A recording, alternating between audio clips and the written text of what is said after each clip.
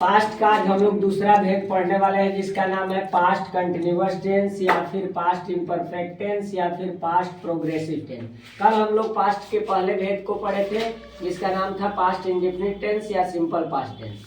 आज पास्ट के दूसरे भेद को पढ़ने वाले हैं जिसका नाम है past continuous tense.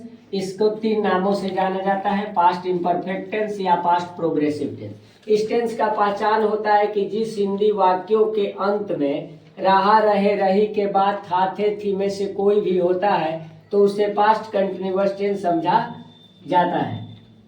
Past continuous tense समझा जाता है। जैसे वह घर जा रहा था, इसमें रहा के बाद था है। वे लोग चाय पी रहे थे, इसमें रहे के बाद थे है। इससे पता चलता है कि ये पास्ट कंटिन्यूअस टेंस का सेंटेंस है। अब इसका पहला स्ट्रक्चर जो है स्ट्रक्चर फॉर सिंपल और असर्टिव सेंटेंस। किसी भी टेंस के पहला स्ट्रक्चर में सिंपल सेंटेंस होता है। सिंपल सेंटेंस का मतलब होता है जिसमें कोई क्वेश्चन ना हो और कोई निगेटिव नॉट नहीं हो।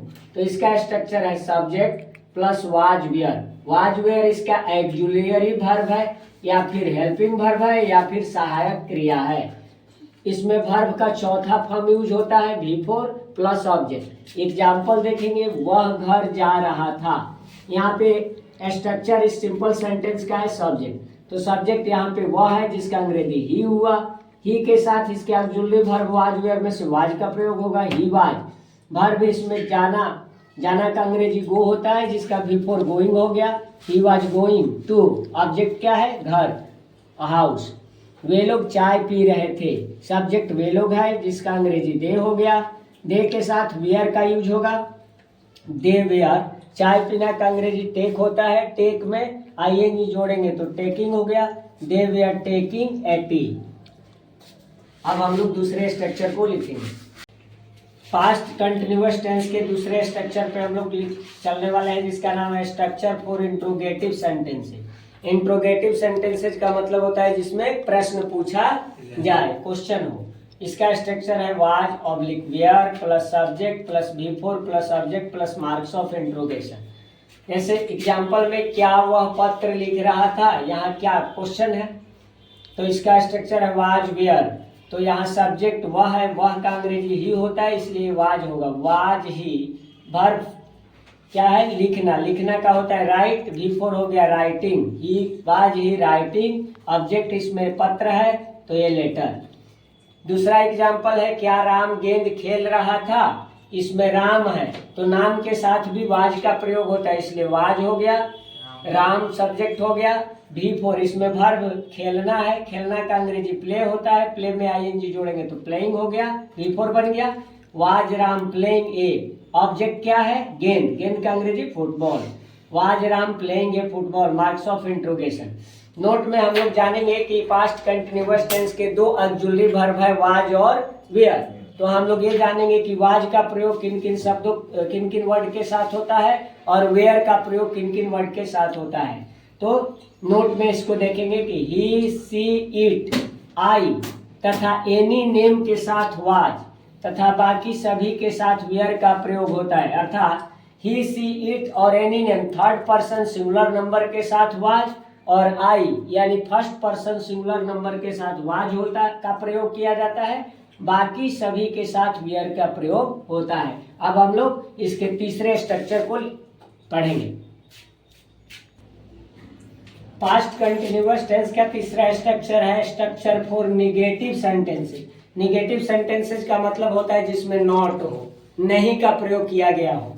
इसका स्ट्रक्चर होता है subject plus was were plus not plus before plus object. Example देखो, वह परीक्षा नहीं दे रहा था तो रहा था इसका मतलब पास्ट कंटिन्यूअस टेंस है और नहीं लिखा इसका मतलब निगेटिव है।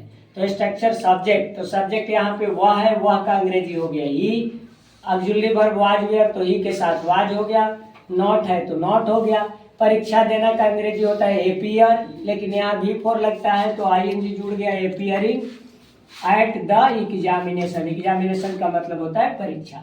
दूसरा एग्जाम्पल है वे लोग अपने माता पिता की सेवा नहीं कर रहे थे। तो यहाँ सबसे पहले हम पहचानेंगे किस टेंस का है, तो रहे के बाद थे है इसका मतलब पास्ट कंटिन्यूअस टेंस है और नहीं है इसका मतलब निगेटिव है। तो स्ट्रक्चर पर सब्जेक्ट क्या है इसका? वे लोग। वे लोग का अंग्रेजी हो गया दे के साथ यूज होता है वेयर, फिर हो गया नॉट। सेवा करना का सर्व होता है, तो सर्व में आईएनजी जोड़ेंगे तो serving. They were not serving अपने माता पिता की, देयर माता पिता का अंग्रेजी होता है parents, they were not serving their parents. अब हम लोग चौथा स्ट्रक्चर देखेंगे। चौथा स्ट्रक्चर है structure for interrogative and negative sentence. इसका मतलब क्या रहा कि वैसे सेंटेंस जिसमें प्रश्न भी हो और नहीं भी हो, वैसे सेंटेंस जिसमें प्रश्न भी हो और नहीं भी हो, उसको कहते हैं इंट्रोगेटिव एंड निगेटिव सेंटेंस। इसका स्ट्रक्चर होता है was were plus subject plus not plus before plus object plus question mark. इसमें क्वेश्चन इंट्रोगेटिव भी है तो इसलिए क्वेश्चन मार्क लगेगा। एग्जाम्पल, क्या मोहन कहानी नहीं पढ़ रहा था? ध्यान देंगे बेटा, रहा था तो रहा रहे रही के बाद था थे होता है तो पास्ट कंटिन्यूअस टेंस हो गया। दूसरा बात, इस सेंटेंस में क्या भी है और नहीं भी है, इसका मतलब इंट्रोगेटिव भी है और निगेटिव भी है। तो स्ट्रक्चर देखो, वाज वेयर तो मोहन है, तो मोहन क्या है? नाम है। तो हमने बताया कि ही सी इट और कोई भी नाम हो तो उसके साथ वाज का प्रयोग किया, तो यहाँ पे वाज हो गया। सब्जेक्ट है मोहन तो मोहन हो गया। नॉट पढ़ना का अंग्रेजी रीड होता है, रीड में आईएनजी लग गया तो रीडिंग हो गया। Was Mohan not reading. कहानी का अंग्रेजी स्टोरी होता है तो was Mohan not reading a story, फिर क्वेश्चन मार्क। अब हम लोग पांचवें स्ट्रक्चर और छठे स्ट्रक्चर को देखेंगे। पास्ट कंटिन्यूअस टेंस का पांचवा स्ट्रक्चर है जिसका नाम है structure for WH word interrogative sentences. WH word interrogative sentences का मतलब होता है कि जिसमें प्रश्न भी हो और वो प्रश्न WH वर्ड से शुरू होने वाला हो, जैसे व्हाट, वेयर, व्हाई, व्हेन। जैसे इसका स्ट्रक्चर हो गया WH वर्ड प्लस इसका auxiliary verb was were plus subject plus verb का चौथा रूप plus object plus question mark. Example, वह दिल्ली में कब रह रहा था? तो यहाँ देखेंगे रहा के बाद था है, इसका मतलब पास्ट कंटिन्यूअस टेंस है। कब है तो कब का अंग्रेजी क्या होता है? व्हेन। इसका मतलब WH वर्ड का इंट्रोगेटिव सेंटेंस है तो इसका स्ट्रक्चर है WH वर्ड, तो कब का अंग्रेजी व्हेन हो गया। वाज वेयर तो यहाँ सब्जेक्ट वह है, वह का अंग्रेजी ही होता है इसलिए वाज हो गया, तो व्हेन वाज सब्जेक्ट ही। रहना का अंग्रेजी लिव होता है तो जिसमें आईएनजी लगेगा तो लिविंग हो गया। व्हेन वाज ही लिविंग, कहाँ रह रहा था? तो दिल्ली में, तो इन मन में ऑब्जेक्ट क्या हो गया? दिल्ली, तो when was he living in Delhi. इसका छठा स्ट्रक्चर है पास्ट कंटिन्यूअस टेंस का एक लास्ट स्ट्रक्चर है structure for WH word interrogative and negative sentence. इस स्ट्रक्चर का मतलब होता है कि जिसमें इंट्रोगेटिव सेंटेंस हो और निगेटिव भी हो, WH वर्ड वाला इंट्रोगेटिव हो और निगेटिव हो। इसका स्ट्रक्चर है WH word plus was were plus subject plus not plus before plus object plus question mark. जैसे वह परीक्षा क्यों नहीं दे रहा था? ध्यान देंगे यहाँ पे रहा के बाद था है, इसका मतलब पास्ट कंटिन्यूअस टेंस है। उसके बाद क्यों है तो ये WH वर्ड है और नहीं है इसका मतलब निगेटिव ही है, तो WH वर्ड का इंट्रोगेटिव निगेटिव हो गया। अब यहाँ स्ट्रक्चर देखो WH वर्ड, तो WH वर्ड इस सेंटेंस में क्यों है जिसका अंग्रेजी हो गया वाई। उसके बाद वाज वेयर तो यहाँ सब्जेक्ट वह है तो वाज हो गया, वह का अंग्रेजी ही हो गया। नॉट हो गया, परीक्षा देना का अंग्रेजी अपीयर होता है लेकिन इसमें V4 यूज होता है तो अपीयरिंग हो गया।